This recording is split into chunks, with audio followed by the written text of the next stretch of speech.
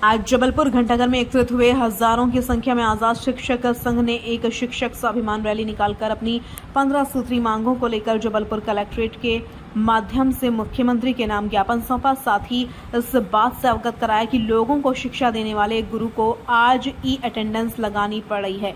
यदि कोई शिक्षक 50 किलोमीटर दूर से आ रहा है और 10 मिनट लेट हो जाता है तो इस ई अटेंडेंस की वजह से एक टेंशन दिमाग में बनी रहती है और सालों से जो हमारी पुरानी पेंशन को बहाली को लेकर भी बात कही गई, आज तक एक शिक्षक को सिर्फ पढ़ाने का कार्य नहीं दिया जाता, सैकड़ों सरकारी कार्य सौंपे जाते हैं जिससे बच्चों को पढ़ाने जैसे कार्यों को भी इन कार्यों में करना है। ऐसे में ई अटेंडेंस को हम स्वीकार नहीं करते और यदि हमारी मांगे पूरी नहीं होती तो अब पूरा आज़ाद शिक्षक संघ भोपाल में एकत्रित होकर अपनी बात मुख्यमंत्री तक पहुँचाएगा।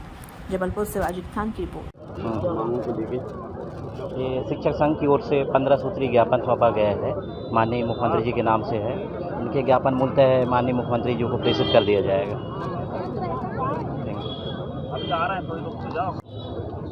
आज 13 जुलाई को आज़ाद अध्यापक शिक्षक संघ द्वारा और हमारे सभी सहयोगी संगठनों द्वारा पूरे मध्य प्रदेश में हर जिले में शिक्षक स्वाभिमान रैली निकाल करके माननीय मुख्यमंत्री जी के नाम पर कलेक्टर महोदय को 15 सूत्री मांगों का ज्ञापन सौंपा गया है, जिसमें हमारी मांग है कि ई अटेंडेंस समाप्त की जाए। ई अटेंडेंस व्यवस्था है, उसमें ये भी नहीं बताया गया है कि यदि बरसात में नदी के इस पार शिक्षक है और उस पार यदि स्कूल है तो वो अटेंडेंस जाके कहाँ से लगाएगा। यदि कभी मोबाइल छोड़कर चला गया तो उसकी अटेंडेंस कैसे लगेगी। यदि पर उसका मोबाइल बिगड़ जाता है तो उसकी अटेंडेंस कैसे लगेगी। और हमारा कहना ये है कि जब कलेक्ट्रेट में हर जगह पर रजिस्टर में हाजिरी रजिस्टर होता है, उसमें सिग्नेचर होते हैं, तो शिक्षकों की फ़ोटो लेने की ज़रूरत नहीं है। हमारा निवेदन है कि आप जो शिक्षक 10 बजे तक 10:30 बजे तक शिक्षक रजिस्टर में दस्तखत करते हैं, आपको जितने बार उनकी फ़ोटो चाहिए रजिस्टर की, आप उसकी फ़ोटो मंगाएं। लेकिन किसी मैडम की, किसी शिक्षक की बार बार इस स्कूल में बैठ के 2-2, 3-3 बार आप फ़ोटो मंगाएं, इस प्रकार की व्यवस्था हमें स्वीकार नहीं है। हम ऐसी ई अटेंडेंस व्यवस्था का हम विरोध करते हैं और इसी प्रकार से हमारे सभी कर्मचारियों को पुरानी पेंशन लागू है, वो पुरानी पेंशन लागू करें। प्रथम नियुक्ति दिनांक से हमारी सेवा अवधि की गणना करके पेंशन और ग्रेजुटी का लाभ दिया जाए, पदोन्नति के लाभ दिए जाएं।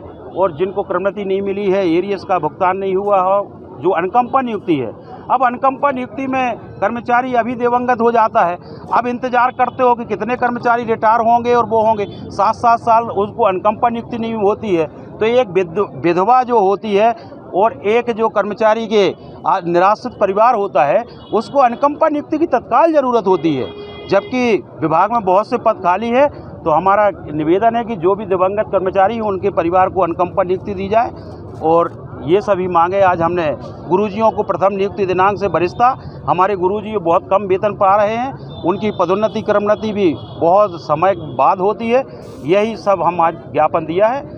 और यदि सरकार अटेंडेंस लगाने में और हमारी पुरानी पेंशन लागू करने में और प्रथम नियुक्ति दिनांक से सेवा अवधि गणना करने में यदि किसी प्रकार का हम लोगों को दमन करती है, दबाव बनाती है, आंदोलन को दबाने का प्रयास करती है, तो निश्चित तौर पर अभी हमने ये रैली निकाली है और इसके बाद हमारा अगला पड़ाव जो होगा वो राजधानी भोपाल का होगा और हम भोपाल जाएंगे तो सभी समस्याओं का निराकरण करके ही वापस आएंगे। आपका नाम? भरत पटेल, प्रांत अध्यक्ष, आज़ाद अध्यापक शिक्षक संघ।